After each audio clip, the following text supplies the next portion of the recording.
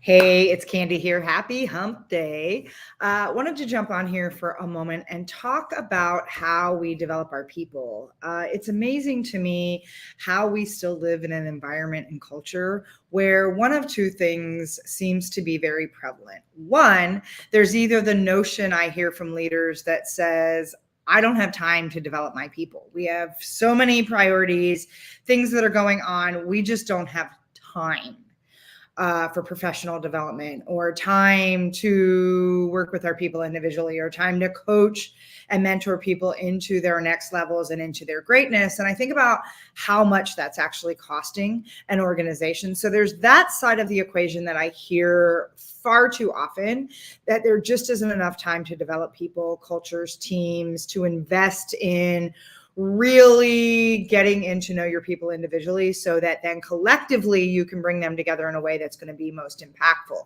The other thing that happens on the flip side of that equation is if you do quote invest in your people, you're doing it as a cookie cutter one size fits all approach, which I'm going to tell you has never worked in business, and it especially doesn't work right now with where we're at. And so I want to talk about approaching this from a different mindset. I get in a lot of conversations that I have with, corporate executives, business owners, entrepreneurs, those that are running big teams, large organizations, growing and creating cultures, even communities. So even in some of my nonprofits, I hear this idea that when we talk about an ROI, it is a return on investment. So it's very much a money in money versus money out equation. And what I want to offer you first is that we really need to redefine ROI as a function of a return on impact more than just a return on investment. I think, one of the things that really kind of lights a fire under my ass sometimes is the fact that I hear so many people talk about, we're all about our people. It's people first. And then in their next breath, they're talking about their OP or they're talking about the bottom line. And when they are ever communicating priorities, if you listen to the order and how they're sharing those priorities, oftentimes it's shareholders, clients, then their people. And I want to tell you that we have that inversely. We're speaking about that from the wrong way. And what we need to do is really look at how to make our people first. They are the most valuable asset to your organization. The widget doesn't sell itself. The service doesn't sell itself. It's your people. It's the energy of your people. And it's the energetic blueprint of your entire organization. That is what is attracting to you opportunities, ideal clients, abundance, growth, success by whatever metrics you're arbitrarily measuring that by. But what I want to offer you is that ROI really needs to be a function of return on impact. When we are aligned in creating the right impact for the services and the products that we offer, the money comes, the resources comes, the abundance comes. It should not be the driving force for why we're in business. Business, in my opinion, is the most spiritual practice we can create. It is the means for how we put our gifts in the world. It is the way that we get to put ourselves in service to others who need those gifts or want those gifts. And when we look at business as this spiritual energy, as we look at this exchange of, I am offering the deepest value of the gifts that I have in service to address a problem, to challenge an issue, to offer a way to grow, expand, and create desired outcomes, that's really sacred. And it comes from how our people are engaged and how they are energetically aligned to the vibration and the frequency of the business itself. And so when we look at that, this return on impact moves beyond money in versus money out. It then becomes an equation of time, money, energy, resources, lifestyle, culture. It becomes a much bigger conversation. And so when we look at our people, when we look at how we're developing and investing in the number one most valuable asset in your organization, we need to be looking at the individual first and then looking at alignment for the overall collective. And so what I mean by that is each and every person on your team is bringing their imprint, is bringing their unique energy, their unique gifts, their talents, their skills. And when we bring people into an organization and it's a one size fits all onboarding approach, it's a one size fits all development approach, it's a one size fits all growing, nurturing, mentoring approach, we're missing so much opportunity to tap into the fullness of the potential that they bring. And what happens oftentimes is we create those micromanaged cultures that then we're driving everybody through an assembly line and really assigning them a number versus getting to know the lifeblood and heart of our organization. One of the things that I do a lot in the talks and the workshops that I run with, especially my corporate clients, is really around feeding the soul of your business, the soul being your people. And when we talk about leadership being a function of how you choose to show up, how you choose to serve others, and how you choose to take personal responsibility inside those two spaces, it really is a demonstration of how you're leading with love, from love. And love being that energy of the gifts that we're putting into service for those that need and want what we have to offer. And when you think about that, leadership doesn't happen in a vacuum. It's not a function of title. It's not a function of role or responsibility. It's a function of, am I showing up in the fullness, in the full expression of what I have to offer in my potential, in my gifts, in the magic that I have? And am I in a culture that sees me, values me, and allows me to be in that space to really activate those gifts and magic? And it's interesting. I don't know if you remember. Yes, I'm going to bring my little Care Bears in here. If you ever hear me talk about this, I actually just wrote an article about this last week. I love and think that this cartoon was way ahead of its time. I love the Care Bears. And if you don't know, now don't get me wrong, the animation and the graphics for the Care Bear cartoon, especially back in 1986 or 85 when it came out, not so good. I'm not talking about that being what's ahead of the time. I'm talking about the fact that the concept of the Care Bears really has a lot of alignment when we talk about building our teams and talk about business.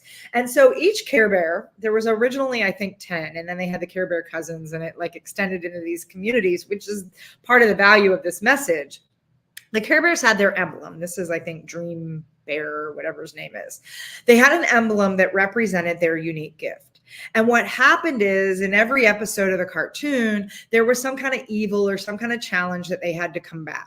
And when a Care Bear can shine their light, and so the whole point was that they could shine this emblem forward. They could shine the power of the magic of their unique gifts that made them this special Care Bear. When they shine that out, they could override these challenges and rise above this evil and do these things. Yet their emblem, their magic was only as powerful as their beingness in one person, right? And so what was really interesting about this cartoon was, it was when all the Care Bears came together and they would kind of link arms and they would say, the Care Bear stare. And when they would all activate their light together, meaning when we harness the collective power of an organization, of a culture, of a team, and everybody is in alignment and everybody is dialed into their unique gifts, their magic, when that all comes together, what happens is the equation then becomes 1 + 1 is 20 instead of 1 + 1 is 2. It becomes 1 + 1 is 200, 1 + 1 is 2000. And what happens is we create this magnetic field, this vibration, this frequency that goes out into the world in service. And then naturally creates this aura, this way that we magnetize our ideal clients to us, the ideal opportunities, ways for sustainable and organic growth. And we then, as a collective organization or culture, are in alignment with our mission, with our vision, with the compelling why and desire for why we're in business in the first place. And I think we collectively in business right now are missing this opportunity. Because again, I either hear leaders say, I don't have time to develop my people, which means they don't even know this unique magic that their Care Bears and their organization are bringing to the table. They're not awakening and activating and amplifying the unique leadership voice of each and every one of the people that's in their culture, in their teams, in their organization. Or what they're doing is they're like, yeah, okay, they're great, there's magic, but everybody's going to be developed the same way. It's a cookie cutter approach, and we're going to check the box and we're going to invest in our people. think about how much we're leaving on the table, right? When we are not activating. Again, I mean, I just love, and I got to thank my mom. She let me borrow her Care Bear for this conversation. But I think about what we're missing when we're not extracting that magic, that individual magic, that those gifts, those skills, those talents, those innate things that people are bringing into the world, that we're not extracting them. We are putting everybody into this assembly line equation that says, I'm just going to push out more. And one of the reasons I love human design is because I think it's a way that we can tap into this quote Care Bear energy. Because what happens is when we understand the energetic blueprint for each individual, and even in the sense that there are 5 different types of how people show up in the world, that how someone works in alignment is going to look one way for one person and something different for another. There are some people that are in this world to work in a consistent capacity. They need some sense of busy. Now it needs to be aligned busy for them, but they actually need to be kind of like plugging and chugging and humming all day long and burning off their mental and physical energy. There are also people, though, that'll knock them out. And so they need an opportunity to rest throughout the day. But we got this burn and churn, wind and grind, hustle for the muscle culture and way that we lean into things, that we don't realize that we've got people that are burning themselves out on a regular basis because we've got them burning and churning and winding and in a space of busy that's not aligned for them. They do well to work in really deep concentrated blasts, and then they need a cycle of rest. And so when we understand an individual energetic blueprint or an operating plan, the how somebody works at rest and play best, the how somebody energetically aligns into what is the right way they make decisions versus what gets them jacked and jammed up. When we understand what they need to do from a sense of well-being, how they nourish themselves, how they fuel themselves, how they take care of themselves. And this is such a missing component in business right now, is that there is not enough investment and energy and focus on people's individual well-being, let alone the entire collective well-being of the organization and the culture. And so we need to understand how people feed themselves, nourish themselves, take care of themselves. And we do, as business owners, as executives, as leaders, we have a responsibility to lean into this. And yes, it is also the responsibility of those individuals to know it for themselves. And so this is one of the reasons why I bring human design into conversations. A lot of times I line it with DISC and Myers-Briggs and Personalysis and even Strengths Finders, because when we bring in the energetic blueprint and the operating plan for how people work optimally and in alignment, along with patterns that show up in terms of how they communicate, how they handle stress, how they handle conflict, how they work together in teams or not, it becomes this multi-dimensional way that we then can create a matrix that says, oh, wow, Tom really is intrinsically motivated by these things. Tom also works best in these environments, in these capacities. Tom needs this kind of rest, while Sue over here needs something entirely different. So then we can create cultures and teams that support our people, that allow our people to understand how innately different and uniquely, how their innate wiring is unique and different from each other. And we start to learn how to lean in and support each other from a different capacity. And so I look at the fact that we are at this critical opportunity. There's a big energy that's moving. Leadership is being redefined right now. Power is being redefined right now. And even the way we look at how we go to business, again, it starts with changing that lens of return. ROI is not a return on investment. It's a return on impact. And when we look at the impact we're trying to create, starting with our people first, are we creating cultures and environments where people can thrive versus, wow, they're in CYA mode, cover your ass, and surviving and always fearful about how they're going to be micromanaged or how they're going to get called out or how somebody's going to, find a reason to fire them. There's so much fear right now in most environments. And there's this lack of psychological, physical, spiritual, emotional safety that's not prevalent in a lot of business right now. And we have an opportunity to lean in and restructure that. And it starts with us taking care and time. Yes, it's an investment, but what I offer Or for some of you that think, oh, I don't have time to develop my people, or that's just going to cost us a lot. What's it costing you when you don't? There is always a cost associated.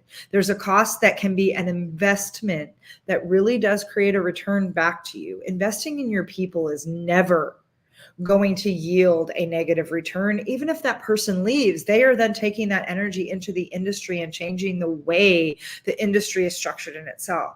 There is a tremendous cost, though, when we don't invest in our people, and it comes in the realm of turnover and people leaving. It comes in quiet resignation. It comes in people not being motivated or engaged. It comes with a lack of trust. There's a lot of costs that comes in needing to always recruit, having a ton of turnover. And you can really look at these metrics and see how imbalanced it is when we don't invest in our people in a way that helps them really tap in to this magic.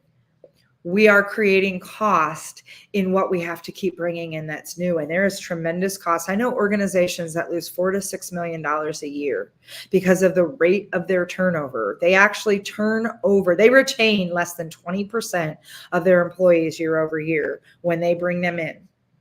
So they are constantly recruiting, they are constantly onboarding, and their people that are staying with them are constantly being pulled out of their highest and most optimal and best performing work, because then they have to bring somebody else on board. And so if you really look and equate those costs of what it's costing you not to look at how to lean into your people individually so that then you can align and create these cultures collectively, I'm going to offer you an invitation to sit down to do that, because I think you will see, in fact, I know you will see, I've done this with so many organizations, that when you will see that that is a tremendous cost you're leaving on the table. And so with that, if you would like to have some conversations around how to really look at and understand the energetic blueprint in your organization, send me a message. We can have a conversation. We have so much opportunity right now to tap in to the innate magic. Each person on your team is a unique piece of the puzzle of your organization. And when you know how to extract out the potential, the full potential, the full magic, and the full gifts of each of those individuals, that picture takes on a whole new life of itself. And again, we look at a return on impact versus a return on investment. So that with that, this is Candy. I'd love to hear from you. Share your comments below about what you're experiencing in your organization or thoughts you have about how we can lean into this differently. And like I said, if you would like to explore how to look at the energetic blueprint of your individuals as well as your organization as a whole, let's have a conversation and talk about what that looks like for you. With that, everybody, this is Candy. Happy Hump Day. I will catch up with y'all soon.